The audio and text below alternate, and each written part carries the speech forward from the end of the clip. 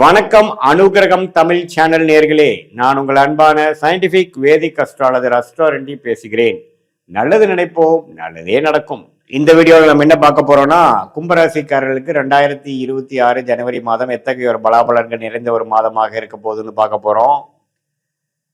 ஆண்டு பிறக்கும் பொழுது கும்பராசிக்காரர்களுக்கு எத்தகைய ஒரு தாக்குதலை, எந்த மாதிரி ஒரு தாக்கம் கொடுக்க போகுது அப்படிங்கிறத பார்க்க போறோம். சயின்டிபிக் வேதிக் அஸ்ட்ராலஜி முறையில துல்லியமான பலன்கள், மிகைப்படுத்தாமல் உள்ளது உள்ளவாறு பரிகாரங்கள் அது மாதிரி விஷயத்துக்கு போகாமல் ஒரு கிரகமும் இந்த மாதிரி இடத்துல இருக்கும் பொழுது எது மாதிரி கர்ம பலன் நமக்கு கொடுக்கக்கூடிய அமைப்புகள் இருக்கு, எது எப்போ நடக்கும், நம்மளுடைய ராசிக்கு இருக்கக்கூடிய கிரகத்தின் அமைப்பு கோச்சாரத்துல சனி, செவ்வாய், ராகு, கேது, குரு, சுக்கிரன், சூரியன், புதன் போன்ற கிரகங்கள் எது மாதிரி ஒரு தாக்கத்தை கொடுக்க போகுது கும்பராசிக்காரர்களுக்கு இந்த முதல் மாதம் 2026 ஆண்டுன்னு பார்க்கும் பொழுது, 2ஆம் இடத்திலேயே சனி நீடித்து பாத சனியாக இருக்கிறார். குரு 5ஆம் இடத்திலிருந்து ராசியை பார்ப்பது அருமை. ராசிக்குள்ள ராகுவும் 7ஆம் இடத்துல கேதுவும் இருக்கிறார்.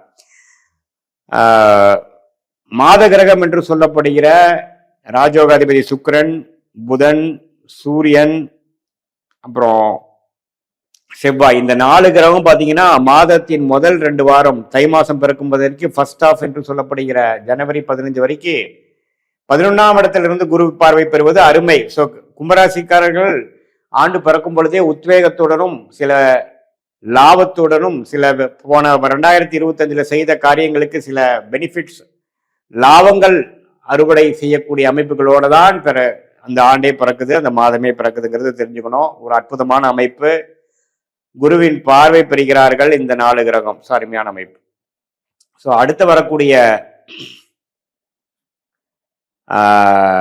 செகண்ட் ஆஃப் பார்த்தீங்கன்னா 12ஆம் இடத்துல போகும்பொழுதுதான் விரயங்கள், 12ஆம் இடம் என்று சொல்லப்படுகிற விரயஸ்தானத்துக்கு இந்த 4 கிரகம் அதிகமான மாற்றங்கள், சுப விரயங்கள், ஹாஸ்பிட்டல் போகக்கூடிய அமைப்புகள், வெளிநாடு போகக்கூடிய அமைப்புகள், வெளிமாநிலம் போகக்கூடிய அமைப்புகள், இடம் மாறக்கூடிய அமைப்புகள், அது மாதிரி விஷயங்கள்லாம் காட்டுது. ஸோ முதல் 2 வீக்ஸ் அற்புதமான ஒரு டைமா இருக்கு. அந்த நேரத்துல லாபம் எடுக்கிறது, சில விஷயங்கள், முக்கியமான விஷயங்கள் பண்றது, குடும்பத்துக்கு வேணுங்கிற ஒரு சுப விஷயங்கள் பண்ணுறது, குழந்தைகள் விஷயம் எதிர்பார்க்கிறவங்களுக்கு ஒரு பெனிஃபிட் நடக்கிறது, பாசிட்டிவா நடக்கிறது, லாபங்கள் எடுப்பது, முதலீடு மூலமாக சம்பாதிப்பது, குடும்பத்துல ஒரு நிம்மதி பெறுவது, கடன் அடைவது, கடனை அடைக்கக்கூடிய ஒரு ப்ரீபேமெண்ட், ஃபோர்க்ளோசர் பண்ணக்கூடிய அமைப்புகள், இது மாதிரி பல நல்ல விஷயங்கள் உள்ள ஒரு அமைப்பாக கும்பராசிக்காரர்களுக்கு ஜனவரி மாதம் 2026 அற்புதமாக இருக்கிறது. ஸோ இந்த மாதத்தை கும்பராசிக்காரர்கள் என்னதான் ராகுகேது ராசிக்குள்ள இருந்து சில பிரச்சனைகளும், குடும்பத்தில் ஒரு மாதிரியான அப்ஸ் அண்ட் டவுன்ஸ் இருக்கக்கூடிய கருத்து வேறுபாடுகள், சில ஸ்ட்ரெஸ் இருக்கக்கூடிய அமைப்புகள் தொடர்ந்து இருந்தாலும் சில நல்ல பெனிஃபிட்ஸு, சில நல்ல மாற்றங்களை கூறக்கூடிய அமைப்புகள் கட்டாயம் இந்த 11/5ஆம் இடம் சம்மந்தப்படும் பொழுது நீங்கள் இந்த நேரத்தை கரெக்டான விஷயத்துல யூஸ் பண்ணி வாழ்க்கையில எளிதில் நீங்கள் இதுவரை போராடி கொண்டிருக்கக்கூடிய விஷயத்தை நம்ம டக்குன்னு சால்வ் பண்ணி அடுத்த கட்ட வாழ்க்கை நடவடிக்கைக்குள்ள போய்க்கலாம். இதுவரைக்கும் நடந்த விஷயத்தை பத்தி நீங்க ஒரி பண்ண வேண்டாம். எது நடந்ததோ நல்லபடியாக நடந்தது, எது நடக்க போகிறதோ அதுவும் நல்லபடியாக நடக்கும். இப்ப இருக்கக்கூடிய அமைப்பு 2026ஓட 25ஓட 26 அற்புதமாக இருக்கும். அதுக்கு 26ங்கிற மாதமே பார்த்தீங்கன்னா 26 ஜனவரி மாதமே ஒரு அஸ்திவாரத்தை கொடுக்கக்கூடிய ஒரு அமைப்பாக கட்டாயம் கும்பராசிக்காரர்களுக்கு இருக்குதுங்கிறது நீங்க தெரிஞ்சுக்கணும்.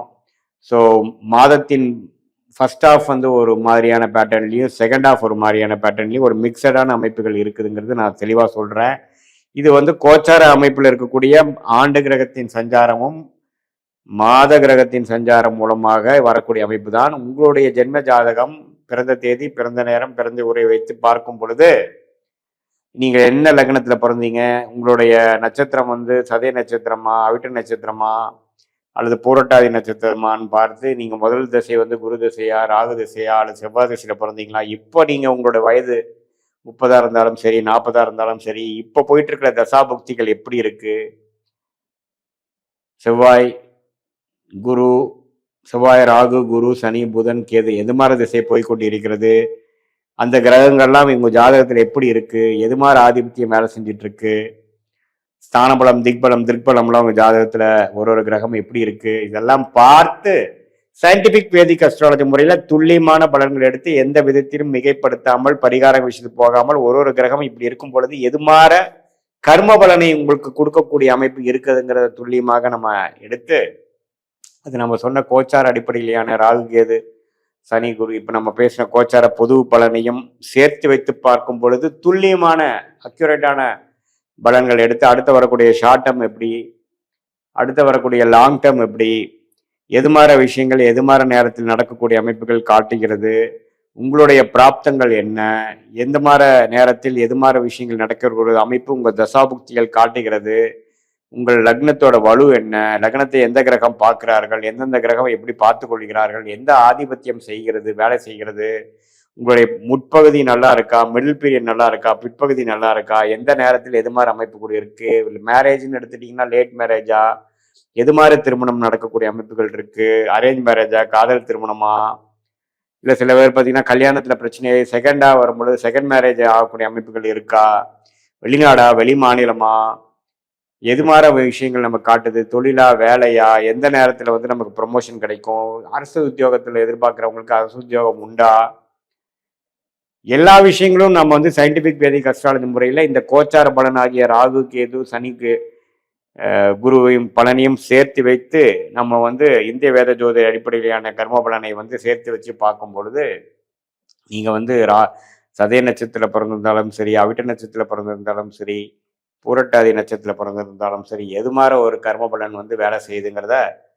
நம்ம தெரிந்து கொண்டு அதுக்கு தகுந்த மாதிரி நல்ல பலன்களை நம்ம பார்க்கும் பொழுது கண்டிப்பாக வாழ்க்கையில் நம்ம எளிதில் கண்டிப்பாக ஜெயிக்க முடியும்னு கேட்டுக்கொள்கிறேன். மீண்டும் மற்றொரு காணொளியில் சந்திப்போம். நன்றி, வணக்கம்.